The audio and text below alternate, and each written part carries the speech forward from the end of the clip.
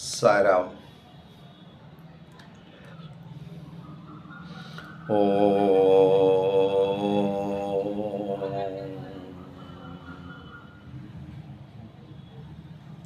వక్రతుండ మహాకాయే సూర్యకోటి సమప్రభ నిర్విఘ్నం కురు మే దేవ సర్వకాలేషు సర్వదా.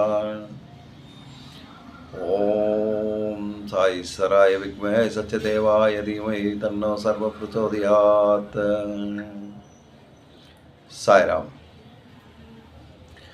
మనం ఒక మంచి కార్యక్రమం ఆ భగవంతుని ఆశీస్సులతో ముందుకు నడిపిస్తున్నాం.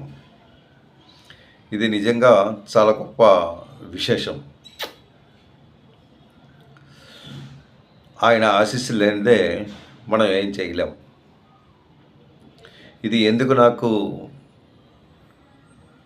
అంటే, నాకు ఇది తలపించిన వాడు, నాకు ఈ ఆలోచన రావడం, అది చెప్పడం, ఇది నేను కాదు,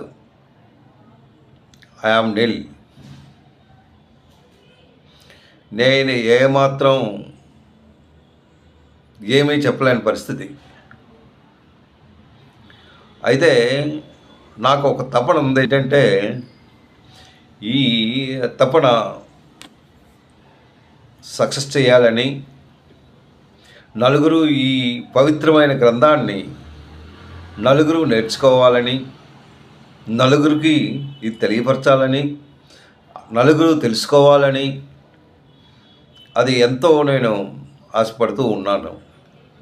ఆ విధంగా నేను ఈ కార్యక్రమం చేయదలుచుకొని, ఇది ప్రతిరోజు ఒక్కొక్క శ్లోకం చొప్పున చాలా తక్కువగాను, అంటే 10 minutes లోపల ఇది చెప్పడానికి నేను నిర్ణయించుకున్నాను.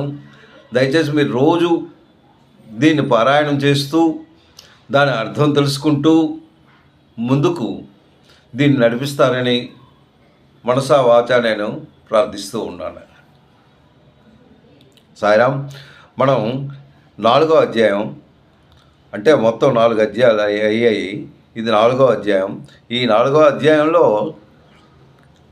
ఏంటి అంటే, జ్ఞాన కర్మ సన్యాస యోగం. జ్ఞానం లేనిదే కర్మ చేయలేం. అందు గురించి ముందు జ్ఞానం పెట్టాడు. ఏదైనా మన మైండ్కి రావాలి, చేస్తే కానీ మనం కర్మ చేయలేం. కర్మయోగంలో ఎన్నో ఇలాంటివి మనం నేర్చుకున్నాం. కర్మ ఎలా చేయాలి అని. ఈ జ్ఞాన కర్మ రెండు ఉంటే కానీ భగవంతుని దగ్గరికి మనం చేరుకోలేం. అంటే మోక్ష మార్గంలో వెళ్ళాలి అంటే మనం ఏదైతే మన ఆలోచనలు ఉన్నాయో, ఏదైతే మనకి ఇంద్రియాలు ఉన్నాయో, ఆ ఇంద్రియాలతోనే అన్నీ పనిచేస్తూ ఉంటాయి. ఆ ఇంద్రియాన్ని కంట్రోల్ చేయడానికి ఎన్నో విధాలు మనం ప్రయత్నించాలి. చేస్తూ మనసును దిట్టంగా ఉంచుకుంటూ భగవంతుని వైపు మనం పంపించాలి. ఎవరైతే భగవంతుని వైపు పంపిస్తూ కర్మను చేస్తూ ఉంటారో వాళ్ళు మోక్షానికి చేరుకోగలరు. అంటే కర్మయోగంలో చాలా మట్టుకు చెప్పాడు, ఎలాంటి వాళ్ళు ఎలాంటి కర్మ చేయాలి ఏంటి అన్నది. మళ్ళీ మనం వెనక్కి వెళ్తే మనం ఈ శ్లోకాన్ని మనం ముందుకు నడిపించలేము. అయితే ఈరోజు 4వ శ్లోకం, నిన్న 3వ శ్లోకం చెప్పాను. 3వ శ్లోకంలో స ఏవం మయతేద్యయోగ ప్రోక్తం పురాతన భోక్తాసి మే సకా చేతి రహస్యం హేతదుత్తమం. ఉత్తమం అంటే ఉత్తమమైనది. ఏంటి ఉత్తమమైనది అంటే, కృష్ణ భగవానుడు చెప్తున్నాడు అర్జునుడికి, అర్జున, ఇది చిన్న విషయం కాదు. ఈ యోగం మామూలు యోగం కాదు. ఇది చెప్తే వింటే రాదు. దీనికి చాలా జ్ఞానం ఉండాలి. అందులో ఈ గ్రంథం ఎలాంటిదంటే చాలా పవిత్రమైనది, చాలా ముఖ్యమైనది, చాలా గోప్యమైనది. ఇలాంటి గ్రంథాన్ని నేను ఎవరికీ చెప్పలేదు, కానీ నీకే చెప్తున్నాను. ఎందుకు అంటే, నువ్వు నా బంధువు అంటే నువ్వు నీ నువ్వెవరివి అంటే నువ్వు నాకు నచ్చావు. అంటే నీలో ఉన్న గుణాలు, నీలో ఉన్న ఏవైతే నీలో మంచి విషయాలు ఉన్నాయో దాన్ని బట్టి నీకు నేను చెప్తున్నాను. You are only the man to entitle to hear my words what I'm telling. అది ఆయన 3వ శ్లోకంలో బోధించాడు. ఇది చాలా శ్రేష్టమైనది, చాలా గొప్పదైనది, చాలా గోప్యమైనది. ఇలాంటి శ్లోకాన్ని నీకు నేను చెప్తున్నాను, జాగ్రత్తగా విను. వింటూ దాన్ని అర్థం చేసుకొని నీ జీవన విధానంలో నువ్వు దాన్ని ప్రవేశించు అని చెప్తున్నాడు. అప్పుడు నెక్స్ట్ అర్జున వాచ, అది 5వ శ్లోకం, అంటే 4వ శ్లోకం. 3 శ్లోకాలు అయ్యాయి, 4వ శ్లోకం. 4వ శ్లోకంలో ఇంతవరకు ఆ కృష్ణుడు వేశాడు. ఇప్పుడు అర్జున వాచ, 4వ శ్లోకంలో అర్జున వాచ అపరం భవతో జన్మ పరం జన్మ వివస్వతః. చాలా జాగ్రత్తగా ప్రతి వర్డ్ మీ మైండ్లో పెట్టుకుంటూ చాలా జాగ్రత్తగా వింటూ దాన్ని అర్థం చేసుకోవడానికి మీరు ప్రయత్నించాలి. అసరం భవతో జన్మ, అపరం అంటే ఇంతకు ముందు జరిగిపోయింది అపరం. భవతో జన్మ పరం, అక్కడ ఏంటన్నాడు? అపరం అన్నాడు, ఇక్కడ పరం అన్నాడు. అపరం అంటే ఇంతకు ముందుది, అంటే ఇప్పుడుది. పరం అంటే ఎప్పుడో ప్రాచీన కాలమైనది. అది అపరం భవతో జన్మ పరం జన్మ వివస్వతః.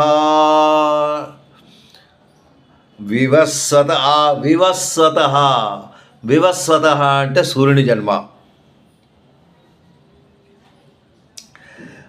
వివస్వతః కథం ఏతత్ విజానీయం. అక్కడ చూడండి, కథమేతత్ విజానీయం త్వమౌదు ప్రోక్తవాన్ ఇది. ఎంత చక్కగా అర్జునుడు అడుగుతున్నాడో, అంటే అర్జునుడు వెంటనే తనకి ఇంత రహస్యమైనది, ఇంత గోప్యమైనది, ఇంత ఉత్తమమైనది ఆయన అది నాకు చెప్తున్నారు అంటే ఇది చిన్న విషయం కాదు. అంటే అర్జునుడికి తెలుసు కృష్ణ భగవానుడు ఎవరు అన్నది. అయినా ఆయన అడుగుతున్నాడు. భగవంతుడు స్వయంగా భగవంతుడే అని తెలుసు, తెలియక కాదు, తెలిసినా అది మన కోసం అవని ఎవరి కోసం అవని ఆయన అడగడం మాత్రం అడుగుతున్నాడు. ఏంటంటున్నాడు? అపరం భవతో జన్మ పరం జన్మ వివస్వతః కథమేద్విజానీయం త్వమౌదో ప్రోక్త వినతి. ఓ కృష్ణ, నువ్వు బానే ఇది నువ్వు చెప్తున్నావు. ఏంటంటున్నావు అంటే ఈ యోగం ముందు శ్లోకంలో చెప్పాడు ఏంటంటే, నేను ఇది కాదు నీకు సూర్యుడికి ఎప్పుడో నేను చెప్పాను అనేసి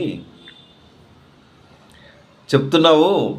ఓకే, ఇది నువ్వు సూర్యునికి చెప్పావు అంటున్నావు, కానీ ఇప్పుడు నా ఎదుటిగా చూస్తున్నావు. నువ్వేమో ఎవరికి పుట్టావు?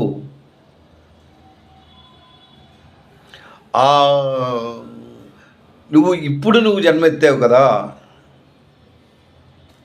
ఆ జన్మ ఎత్తింది ఎప్పుడు? ఇప్పుడు నువ్వు ఎత్తావు, ఇంతకు ముందు కాదు కదా. ఇంతకు ముందు నువ్వు ఆ జన్మ ఎత్తలేదే.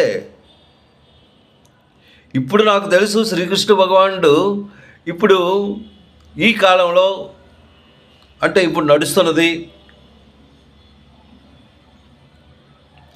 ఇక పుడుతూ ఇక్కడ నువ్వు ఏడేట్ చేసావో నాకు తెలుసు. నువ్వు మామూలు అయిన వాడు కాదు. అయితే ఇక్కడ నాకు డౌట్ ఏంటంటే, నువ్వు సూర్యునికి నేను ఇది చెప్పాను అని చెప్తున్నావు కదా. సూర్యుడు ఎప్పటివాడు? సృష్టి అవ్వకముందు అప్పటివాడు. సృష్టి అప్పటికి ఇంకా స్టార్ట్ అవ్వలేదు.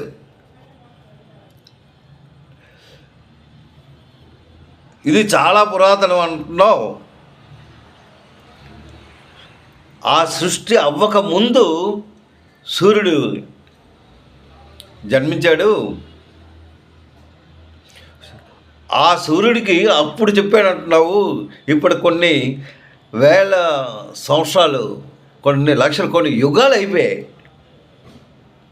కొన్ని లక్షల యుగాలు అయిపోయాయి. అంటే అది ఆ ద్వాపరయుగం, త్రేతాయుగం, ఈ యుగాలు కొన్ని వేల సంవత్సరాలు. అప్పటి నుంచి అంతకు ముందు పుట్టాడు ఎప్పుడు సూర్యుడు. ఆ సూర్యుడికి నేను చెప్పాను అంటున్నావు. ఇది ఏమైనా నమ్మదగిన విషయమా? ఇప్పుడు నా కళ్ళతో నువ్వు చదువుతున్నావు కదా.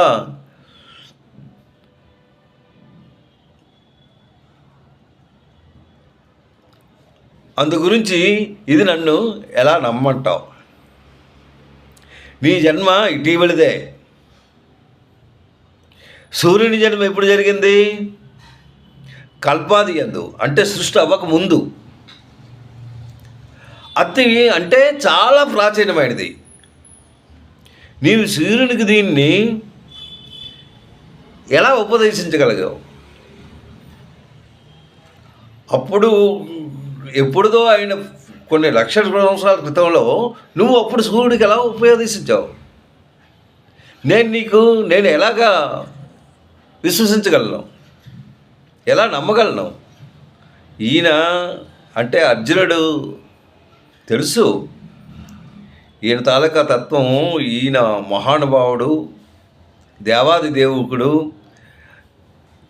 దేవకి కడుపులో పుట్టాడు. అంటే ఆవిడ ఎంతో శ్రేష్ఠురాలు. ఆ పుట్టినప్పటి నుంచి ఒక్కొక్కటి ఏటేటి జరిగాయి అన్నది ఈయన భీష్ముడు చెప్పగా విన్నాడు. అంటే ఇంతటి గొప్పటివాడు శ్రీకృష్ణుడు అని. అది కాక ఈ శ్రీకృష్ణుని తాలూకా ఆయన తాలూకా లీలలు వీళ్ళు అరణ్యవాసం చేసినప్పుడు ఆ లీలలు కూడా గ్రహించగలిగారు.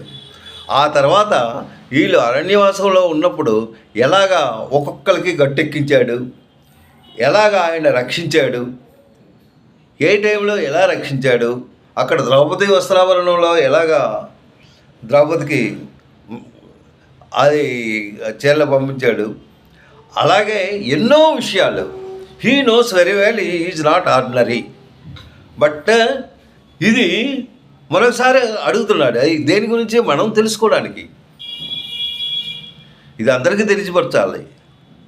అందు గురించి ఈయనది అడుగుతున్నాడు. నువ్వు మామూలు కాదు, ఈ యోగం కాదు, ఎప్పుడో పుట్టింది కదా, అది ఎలా జరిగిందో ఒకసారి తెలుసుకో, నాకు చెప్పు. ఇది నమ్మశక్యం కాదే అనేసి అర్జునుడు దీన్ని అడుగుతున్నాడు. నెక్స్ట్ భగవాన్ వాచ 5వ శ్లోకం. అది మరొకసారి చెప్తాను. అపరం భవతో జన్మ పరం జన్మ వివస్వతః. వివస్వతః అంటే సూర్యుని జన్మ ఎన్నో సంవత్సరాల క్రితం ఉంది. అపరం అంటే ఇంతకు ముందు. భవతో పరం జన్మ వివస్వతవా. సూర్యుని జన్మ అతి ప్రాచీనమైనది. ఈ అప్పుడు నేను ఈ యోగాన్ని చెప్పాను. అంటే ఈ యోగం ఎలాంటిది, ఎంత రహస్యం ఏంటి అని కృష్ణుడి జవాబుకి అది అర్జునుడు కరెక్టే. అప్పుడు సూర్యునికి చెప్పాను అంటున్నావు. అది ఎప్పుడో ప్రాచీన కాలంది. దానికి దీనికి ఎలా లింక్ చేస్తున్నావు, దాని గురించి నాకు చెప్పు అనేసి ఈయన ప్రాధేయపడుతున్నాడు. 7వ శ్లోకం రేపు ఈ అర్జున వాచ అయింది. నెక్స్ట్ భగవంతుడు ఏం చెప్పాడు అనేది మనం విందాం. సాయిరామ్.